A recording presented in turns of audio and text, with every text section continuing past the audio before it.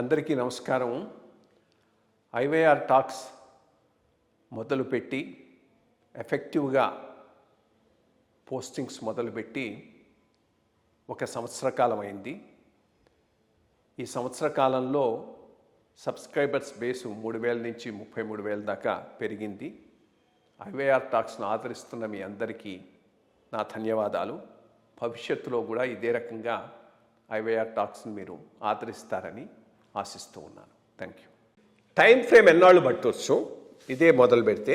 రెండోది, చేసినందువల్ల వచ్చే సమస్యలు, లైక్ అంతకుముందు ఏదో వీడి చేసుకుంటున్నాడు వాడు చేసుకుంటున్నాడు.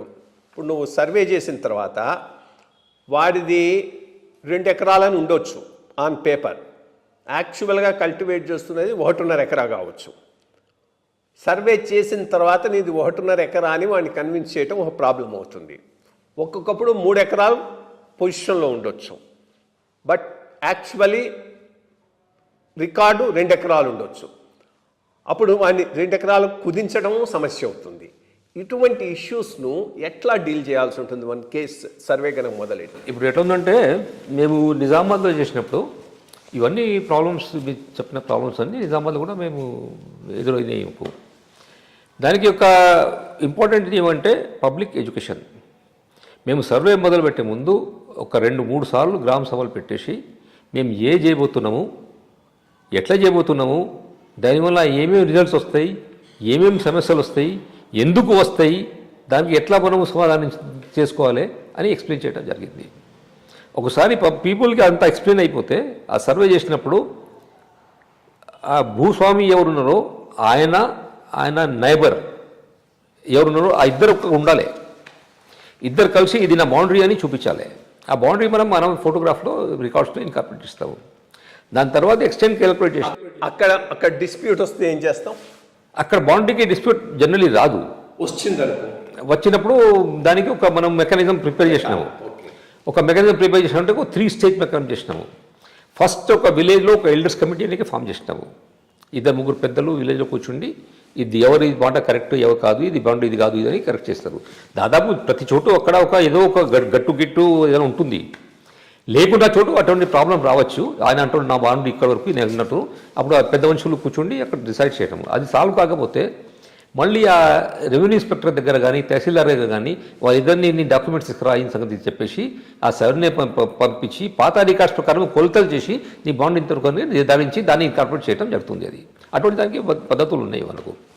కానీ ఇవి ఎక్స్టెంట్ గురించి చెప్పారంటే ఇప్పుడు మీరు ఆ ఎక్స్టెంట్లో తేడా వస్తే ఎట్లా చేయాలని దానికి ముందే మనం ఎక్స్ప్లెయిన్ చేసినాము. ఆ తేడా ఎందుకు వస్తుంది, దానికి 3-4 రీజన్స్ ఉండొచ్చు. ఒకటి ఏమంటే, అప్పట్లో అంత ప్రిసిషన్గా సర్వే జరగలే. అక్కడ ఇన్స్ట్రుమెంట్ అప్పుడు 100 years బ్యాక్ ప్రిసిషన్ ఇన్స్ట్రుమెంట్ లేకుండే. ఆ చైన్ పట్టుకొని లాగటం, కొంచెం ఎక్కువ లాగితే ఎక్కువ రావటము, తక్కువ లాగితే తక్కువ రావటము, అటువంటి ఇష్యూస్ ఉండేవి. రెండోది, ఆ రికార్డ్స్ ప్రిపేర్ చేయడంలో మాన్యువల్గా చేశారు కాబట్టి కొన్ని తప్పులు జరిగి ఉండొచ్చు. ఇవి 2 ఉంటాయి. లేకపోతే మూడోది, మనం అనుకుంటున్నాముకి నా దగ్గర నాకు 3 acres భూమి ఉంది, మా ఫాదర్ మా నాన్నగారు 3 ఎకరాలని చెప్పినారు, మా తాతగారు 3 ఎకరాలని చెప్పినారు. ఎప్పుడో కొలలే. యాక్చువల్ 3 ఉందా, 2.5 ఉందా, 3.5 ఉందా, కొలలే. ఇప్పుడు కొలుస్తున్నాము కాబట్టి డిఫరెన్స్ రావచ్చు.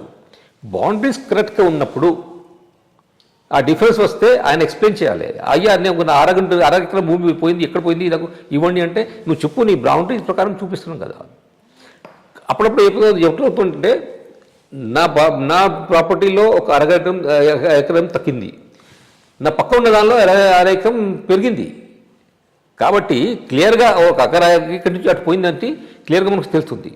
అప్పుడు ఆ ఎల్డర్స్ కమిటీకి కూర్చుండి, అయ్యా నీకు 3 ఎకరాలు రావాలి, నీకు 3.5 వచ్చింది, ఆయనకి 2 రావాలి, 1.5 వచ్చింది, కాబట్టి సగం ఇటు జరుపుకోవాలని. అది సెటిల్ అయితే సెటిల్ కాకపోతే అది ఒకటి సివిల్ డిస్ప్యూట్ కింద వెళ్ళిపోతుంది. అయినా కూడా లాస్ట్లో అల్టిమేట్లీ ఈ ఫస్ట్ చేస్తే మా అనుభవం ఏమంటే అబౌట్ 70% కేసుల్లో డిస్ప్యూషన్ రాదు. ఒక 30% కేసుల్లో డిస్ప్యూట్ వస్తే ఈ ఫస్ట్ లెవెల్లో, సెకండ్ లెవెల్లో ఒక 25% సెటిల్ అయిపోతాయి. లాస్ట్లో ఒక 5% డిస్ప్యూట్ ఉండిపోతే వాళ్ళు సివిల్ కోర్టులో చేసుకుంటారు. మన సర్వేలో ఆ పొజిషన్ ఎవరికి ఎంత ఉంది, ఆ పాత రికార్డ్ ప్రకారం ఉంది మనం చెప్తాము. దాని ప్రకారం వాళ్ళు సెట్ చేసుకోవడం సెల్స్లో చేసుకుంటారు. 90%, 95% డిస్ప్యూట్స్ అన్నీ సెటిల్ అయిపోతాయి, కరెక్ట్ అయిపోతాయి. ఒక 4-5% డిస్ప్యూట్ ఉంటే ఉండొచ్చు. నిజామాబాద్లో మాకు ఒక దాదాపు ఒక 3% డిస్ప్యూట్స్ ఉండిపోయినాయి, అది సెటిల్ కావడానికి. 97% వరకు అన్నీ లోకల్. దానిలో ముఖ్యమంటే అందరికీ సర్వే చేసి ఒక మ్యాప్ ప్రిపేర్ చేసి, ఫీల్డ్ మ్యాప్ అంటే ఒక ఎఫ్ఎంబి లాగా ల్యాండ్ పార్సల్ మ్యాప్, ఒక ఇండివిజువల్ ప్రాపర్టీకి ఒక మ్యాప్ ప్రిపేర్ చేసి వాళ్ళకి ఇవ్వడం జరిగింది. ఈరోజు సర్వే చెప్తే రేపు ఇవ్వడం జరిగింది. నీకు ఏదైనా దీనిలో అభ్యంతరం ఉంటే, ఏదైనా అబ్జెక్షన్స్ ఉంటే 3 daysలో తెలుపుకో మాకు, దాన్ని మన సమాధానం చేయడం జరిగింది. అది చేయడం వలన ఎక్సెప్టెన్స్ చాలా బాగా వచ్చింది. దాని తర్వాత మళ్ళీ నోటిఫికేషన్ తర్వాత వాళ్ళు మళ్ళీ అబ్జెక్షన్ ఫైల్ చేసుకోవచ్చు, ఫార్మల్ అబ్జెక్షన్ చాలా తక్కువ వచ్చినాయి, ఒక 3% వచ్చినాయి. సో అవి ఆ ప్రాబ్లమ్స్ మనం పబ్లిక్ ఎడ్యుకేషన్ కరెక్ట్గా చూపిస్తే, వాళ్ళకి మనము వాళ్ళతో కలిసి చేస్తే, ఏదో గవర్నమెంట్ ఆఫీసర్స్ వెళ్ళి సర్వేయర్స్ వెళ్ళి ఏదో చేసుకుంటున్నారు, ఏం చేస్తున్నారు మాకు తెలియటం లేదంటే మళ్ళీ అది ఎక్సెప్టెన్స్ రాదు, తప్పులు కూడా ఎక్కువ వస్తాయి. మన దగ్గర గుజరాత్ ప్రాంతంలో చాలా సర్వే జరిగింది, వాళ్ళు కూడా లార్జ్ స్కేల్ సర్వే చేశారు మొత్తం స్టేట్ మొత్తం, కానీ పబ్లిక్ పార్టిసిపేషన్ లేదు అక్కడ, పబ్లిక్ ఎడ్యుకేషన్ లేదు. పబ్లిక్ ఎడ్యుకేషన్ ఫస్ట్, పబ్లిక్ని ఎడ్యుకేట్ చేస్తే వాళ్ళ పార్టిసిపేషన్ వస్తుంది. వాళ్ళ పార్టిసిపేషన్ ఉంటే క్వాలిటీ ఆఫ్ రికార్డ్ బాగుంటుంది. అక్కడ వాళ్ళు చేయలే ఆ మాట, ఓన్లీ సర్వేర్స్ వెళ్ళి సర్వే చేయడం, రికార్డ్ ప్రిపేర్ చేసి మళ్ళీ నోటిఫై చేసేస్తాం. చూస్తే చాలా తప్పులు వచ్చినాయి, అందరూ ఆ రికార్డ్ మొత్తం రద్దు చేసి పడేస్తారు, వేస్ట్ అయిపోయింది అవుతుంది. అట్లా కాకుండా ఇంపార్టెంట్ థింగ్ ఎనీ సర్వే ఎక్సర్సైజ్లో పబ్లిక్ ఎడ్యుకేషన్, నేను రిపీట్ చేస్తున్నా, ఒక 2 సార్లు రిపీట్ చేసిన, కానీ పబ్లిక్ ఎడ్యుకేషన్ ఫస్ట్. ఏం చేస్తున్నారు, ఎట్లా చేస్తారు, ఎందుకు చేస్తున్నారు, దానివల్ల సమస్యలు ఏమొస్తాయి, ఎందుకు వస్తాయి, దాన్ని ఎట్లా నిరాకరించాలి అని మనకు కరెక్ట్గా మనకు అవగాహన ఉండాలి, వారికి అవగాహన చెప్పాలి. అది దెన్ పార్టిసిపేషన్ ఉంటుంది పబ్లిక్కి, ఫ్రమ్ స్టేజ్ టు స్టేజ్ ట్రాన్స్పరెంట్గా చేయాలి. అంటే ఏం చేస్తున్నామో అని వాళ్ళకి తెలిసిపోవాలి. మనం ఆఫీస్లో కూర్చొని ఇది చేసి వాళ్ళకి చేసి ఇచ్చేస్తే ఎక్సెప్టెన్స్ ఉండదు అంతా. That is important for any survey exercise. ఇంకొకటి టైం ఫ్రేమ్, ఎన్నాళ్లలో లెటెస్ట్ సే ఈరోజు ప్రభుత్వాలు తెలంగాణలో టేకప్ చేసి ఆంధ్రాలో టేకప్ చేసి అనుకుందాం, ఈ మొత్తం సర్వే పూర్తి చేసి ఆ మొత్తం ఇష్యూను, I mean I'm not talking of settlement, survey పూర్తి చేసి రికార్డును సరిచేసి ఇండివిజువల్కి ఇవ్వటానికి టైం ఫ్రేమ్ ఎంత ఉండొచ్చు? టైం ఫ్రేమ్ అంటే మనకు ఇది ఒక 2-3 ఫ్యాక్టర్స్ మీద డిపెండ్ అవుతుంది. మనకు బడ్జెట్ ఎక్స్పెండిచర్ ఎంత అవైలబుల్ ఉంటుంది, మ్యాన్ పవర్ ఎంత అవైలబుల్ ఉంటుంది, టెక్నాలజీ ఏం వాడుకుంటున్నాము, దీని ప్రకారం మనం ఈ 3 కన్స్ట్రెయింట్ కాదనుకో, అప్పుడు ఎంత టైం పడుతుంది? కన్స్టెంట్ కాదనుకుంటే అప్పుడు మేము ఉమ్మడి ఆంధ్రప్రదేశ్లో అప్పుడు భూభారతి స్టార్ట్ చేసినప్పుడు ఒక నిజామాబాద్ డిస్ట్రిక్ట్ జిల్లాలో ఒక పైలట్ ప్రాజెక్ట్ చేసాము. ప్రైవేట్ వాళ్ళతో సర్వే చేయించి, కానీ గవర్నమెంట్ సర్వేయర్స్ వాళ్ళ మీద కంట్రోల్ పెట్టి, supervision, quality control government surveyor చేయాలి, గ్రౌండ్ వర్క్ ప్రైవేట్ సర్వే చేయాలి. అటువంటి పద్ధతిలో సర్వే చేస్తే మనకు సూపర్విజన్కి కూడా గవర్నమెంట్ స్టాఫ్ కావాలి కదా, ట్రైన్ స్టాఫ్. ఈ రోజు స్క్రూట్ చేస్తే మనం రేపు వాళ్ళు చేయలేరు, ఒక 3-4 years వాళ్ళకి ఎక్స్పీరియన్స్ ఉండాలి, వాళ్ళకి తెలిసి ఉండాలి వర్క్. సో ఉన్న వాళ్ళని మనం పెట్టి చేసేస్తే ఎట్ ఏ టైం ఒక 5 జిల్లాల్లో చేస్తామనుకున్నాం మేము. ఆ జిల్లాలో ఒక 2 years పడుతుంది. మళ్ళీ నెక్స్ట్ 5 జిల్లాస్కి వెళ్ళి అటువంటి కంప్లీట్ ఒక టెలిస్కోపిక్గా ఈ సంవత్సరం 5 years స్టార్ట్ చేసి 5 జిల్లాలు స్టార్ట్ చేస్తే నెక్స్ట్ ఇయర్ మళ్ళీ 5 జిల్లాలు స్టార్ట్ చేయాలి. ఈ కంప్లీట్ అయ్యే వరకు ఒక అట్ ఏ టైం అంటే 10 జిల్లాల్లో పని జరుగుతూ ఉంటుంది. అటువంటి చేసి ఒక 6 yearsలో కంప్లీట్ స్టేట్ కంప్లీట్ చేస్తామని అనుకున్నాం అప్పుడు. కానీ ఇప్పుడు now technology is advanced now, ఇప్పుడు అంత టైం అవసరం ఉండదు. మనము సపోజ్ CORS ఇన్స్టాల్ చేసి రోవర్స్ ద్వారా చేస్తే, డ్రోన్ ఫోటోగ్రఫీ చేసుకుంటే, ఒక తెలంగాణ స్టేట్ అనుకోండి, తెలంగాణ స్టేట్ రూరల్ ఏరియాస్ మాత్రం అంటున్నాను నేను, I'm not taking the urban areas, we're not talking about urban areas. So rural areas మాత్రం complete Telangana can be completed in 3 years time. That's good. ఎందుకని స్పెసిఫిక్గా ఈ క్వశ్చన్ వేసానంటే, పొలిటికల్ మైలేజ్ కోసం పాలిటీషియన్స్ చూస్తారు. ఇది పూర్తయ్యి దీని సమస్యలు మళ్ళీ ఎలక్షన్స్ వచ్చేటప్పటికి ఉంటాయంటే ఎవడు టచ్ చేయడు. దీనిని పూర్తి చేసుకొని సమస్యలన్నింటినీ సెట్ చేసి పొలిటికల్ గుడ్ విల్తో మళ్ళీ ఎలక్షన్స్కు పోగలం అనుకుంటేనే దీన్ని టచ్ చేస్తారు. మీరు చెప్పిన 3 years టైం ఫ్రేమ్లో కనుక దీన్ని కంప్లీట్ చేసుకునే పరిస్థితి ఉంటే ఎవరో ఒకరు దీన్ని ముందుకు తీసుకుపోయే అవకాశం బెటర్గా ఉంటుంది. That's why put that specific question. 3 years is good time. ఇప్పుడు మనకు టెక్నాలజీ, అడ్వాన్స్ టెక్నాలజీ అవైలబుల్ ఉంది కాబట్టి ఆ టెక్నాలజీ వాడుకొని, కానీ ఇంపార్టెంట్ థింగ్ ఈజ్ దానికి ప్రాపర్గా సూపర్విజన్ అండ్ కంట్రోల్ ఉండాలి. అబ్సల్యూట్. క్వాలిటీ కంట్రోల్ ఎప్పుడు పని జరుగుతుందో అలాగే దాంతోపాటు కన్కరెంట్ క్వాలిటీ కంట్రోల్ ఉండాలి. మొత్తం పని అయిపోయిన తర్వాత క్వాలిటీ కంట్రోల్ చేస్తామంటే పనికి రాదు. It has to be mission mode. ప్రత్యేకంగా సీఎం సెంట్రిక్గా సీఎం ఇంట్రెస్ట్తో రన్ కావాలి. ఎందుకనంటే దీన్ని పొలిటికల్ బ్యాక్లాష్ ఫేస్ చేసేవాడు సీఎంఏ కాబట్టి సీఎం సెంట్రిక్గా నడవాల్సి ఉంటుంది, పక్కాగా నడగాల్సి ఉంటుంది. ఇంకోటి ఇంపార్టెంట్ ఏమంటే దీన్ని ఒక పొలిటికల్ మైలేజ్ కోసం కాకుండా ఒక పబ్లిక్ వెల్ఫేర్ కోసం చేస్తున్నాం అని ఒకటి ఆ అవగాహన ఉంటే బాగుంటుంది. అది ఉండకపోతే can't expect from any leader today. That's practical thing, but that's what it is. దీనికి it can be done.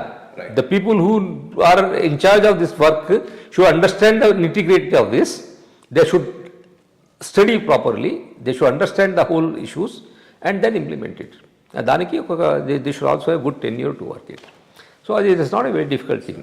ఇప్పుడు దాదాపు ఆంధ్ర ఏరియాలో I'm getting reports there. They have done the survey work. I think 50% of the villages survey work is completed and notified. More difficulty is the urban areas. Urban areas లో property చిన్నగా ఉంటాయి, దానికి cost ఎక్కువ ఉంటుంది, time ఎక్కువ ఉంటుంది, disputes కూడా ఎక్కువ ఉంటుంది. దానికంటే ఎక్కువ అంటే పెరి అర్బన్ ఏరియాస్ ఉంటాయి కదా, అర్బన్ ఏరియాస్కి పెరిఫెరీలో ఉన్న ఏరియాస్. దానిలో అంతకుముందు ల్యాండ్ అంతా ఎకరాల్లో అమ్మేవాళ్ళు, ఇప్పుడు గజాల్లో స్క్వేర్ యార్డ్స్లో అమ్ముతున్నారు. ఇప్పుడు ఆ ఏరియా సడన్గా వెళ్ళి పగిపోవడం వల్ల దానికి డిస్ప్యూట్స్ చాలా ఎక్కువ ఉంటాయి, దానికి ప్రాబ్లమ్స్ కూడా ఎక్కువ ఉంటుంది. బట్ వన్స్ ఒక మొదలు పెడితే కొంచెం టైం ఎక్కువ పడవచ్చు, కొంచెం కాస్ట్ ఎక్కువ పడవచ్చు. అంటే ఇక్కడ చిన్న డిఫరెన్స్ ఏంటి అంటే రూరల్ ఏరియా అన్నప్పుడు మనం వ్యవసాయదారుడు వ్యవసాయ కమతాల గురించి మాట్లాడుతున్నాం.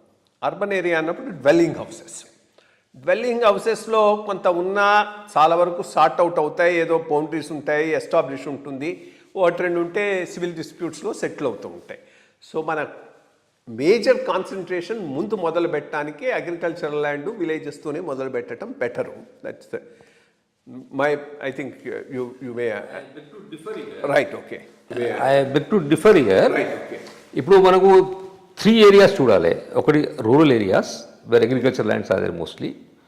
Second is urban areas where mostly built houses ఉన్నాయి, ఇల్లు ఉన్నాయి, ప్రతి ఒక్కరికి ఒక హద్దు ఉంది, ఒక కంపౌండ్ వాల్ ఉంటుంది, అక్కడ ఉంటారు ఆయన. కానీ ఆ థర్డ్ ఏరియా ఉంది చెప్పినాను చూడండి, పెరి అర్బన్ ఏరియాస్, పెరిఫెరల్ ఏరియాస్లో దట్ విల్ ప్రాబ్లమ్ మోర్. ఎందుకంటే ఒక లేఅవుట్ ఇస్తాడు ఒకడు, ఆ లేఅవుట్ బౌండరీస్ ఎక్కడ తెలియదు, మళ్ళీ ఒక 6 months తర్వాత రివైజ్ చేస్తారు లేఅవుట్. ఆ రివైజ్ చేసింది దీనికి దానికి రద్దు అయింది లేదా అదే సేమ్ ప్లాట్ నెంబర్ 2-3 times ఎక్కడుంది అది డిసైడ్ చేయడం చాలా కష్టం. కాబట్టి దానికి ఒక సిస్టమేటిక్ సర్వే చేసి ఒక సిస్టమేటిక్గా ప్రిపేర్ రికార్డ్ చేస్తే, ఒకసారి లేఅవుట్ చేశారనుకోండి, రెవెన్యూ డిపార్ట్మెంట్ వాళ్ళు తీసి పడేస్తారు, ఇది మాది కాదు, లేఅవుట్ అయిపోయింది కాబట్టి మేము రెవెన్యూ రికార్డ్ మెయింటైన్ చేయండి, దానికి పానీ మెయింటైన్ చేయము, డంగులు మెయింటైన్ చేయము అని they wash of their hands, చేతులు కడుగుతారు. కానీ అర్బన్ ఏరియాలో అటువంటి రికార్డ్స్ లేదు. కాబట్టి అటువంటి ఏరియాస్లో ఇంకా బిల్డప్ కాలే, పొజిషన్ క్లియర్గా లేదు, అక్కడ ప్లాట్స్ ఉన్నాయి, ఓపెన్ ప్లాట్స్ ఉన్నాయి, ఎకరాల ల్యాండ్ లేఅవుట్స్ అవుతున్నాయి, రోడ్స్ ఎక్కడ ఉంది, రోడ్స్ని వాళ్ళు ఆక్యుపై చేసుకోవటము, పబ్లిక్ ప్లేసెస్ని ఆక్యుపై చేసుకోవడం, అటువంటి చాలా జరుగుతూ ఉంటాయి. అక్కడ ప్రాబ్లమ్స్ కూడా ఎక్కువ వచ్చేది అటువంటి ఏరియాస్లోనే, డిస్ప్యూట్స్ కూడా ఎక్కువ వచ్చేది ఇది పెరి అర్బన్ ఏరియాస్లోనే.